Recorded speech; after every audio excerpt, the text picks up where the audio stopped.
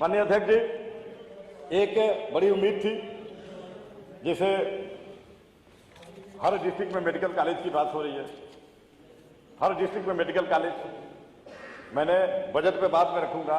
बलिया जनपद आज भी उस मेडिकल कॉलेज से वंचित है। उसमें जगह की परेशानी आ रही है कि शहर में जगह नहीं मिल रही है।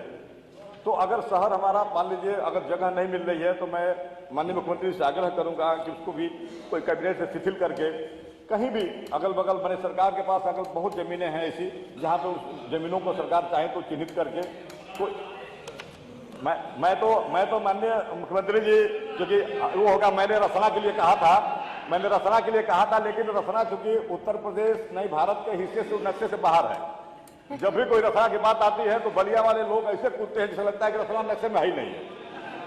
और मैंने तो यहां तक कह दिया था इसी हाउस में कि अगर जमीन की कमी है तो रसना में स्टेट हाईवे पे मेरी 30 बीघा जमीन है, मैं सरकार को फ्री में देने को तैयार हूं, सरकार मेडिकल कॉलेज बना दे। मैंने तो यहां तक कहा था। लेकिन हमारे बलिया के लोग, अब बलिया के नेता भी लोगों के पास भी, मैं नाम नहीं लगा क्योंकि टिप्पणी, बलिया के नेता लोगों के पास उसी बलिया शहर में इतनी जमीन है उन लोगों के पास नहीं जी कि उसमें मेडिकल कॉलेज नहीं, कितने क्या क्या बन सकते हैं, लेकिन वो लोग नहीं देंगे। अब कहिएगा तो दस्तावेज ले जाके भेज दूंगा।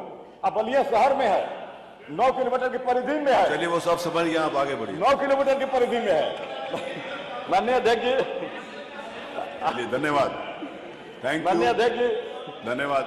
माननीय अध्यक्ष जी, बहुत कुछ नहीं। माननीय अध्यक्ष जी, हमारे आग्रह है, हमारी चीनी मिल बलिया में उद्योग के नाम पे 2 ही उद्योग था, एक कटाई मिल थी और एक चीनी मिल। कटाई मिल कब से बंद पड़ी है।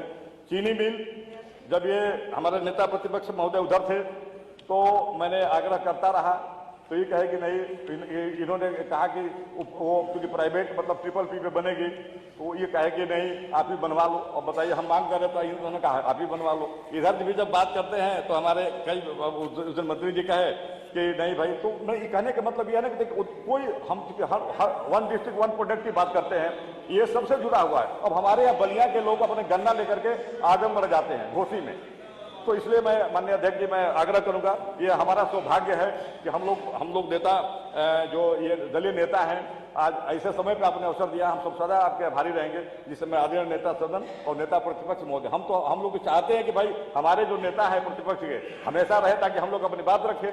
लेकिन अब हमारे नेताजी,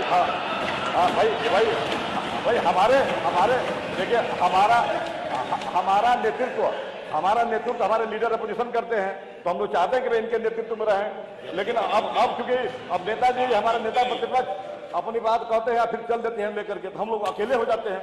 कभी रहेंगे तो हम लोग को बल मिलेगा। धन्यवाद। इसलिए मैं आदरणीय अध्यक्ष जी, क्योंकि मैं ठीक है, मैं समझ रहा हूं, क्योंकि इसलिए कि माननीय नेता सदन में बैठे हुए, समय का अभाव है, बहुत सारे मुद्दे थे और मैं 2 विशेष मुद्दों पे आपका ध्यान आकृष्ट कराया। वो हमारे माननीय कांसीराम शहरी आवास, पूरे प्रदेश की स्थिति ऐसी हुई है जिसमें उदाहरण के तौर पर बलिया में, रसना में वो बन के खड़ा हुआ है। अब मुझे लगता है कि कम से कम उसमें 400 फ्लैट होंगे।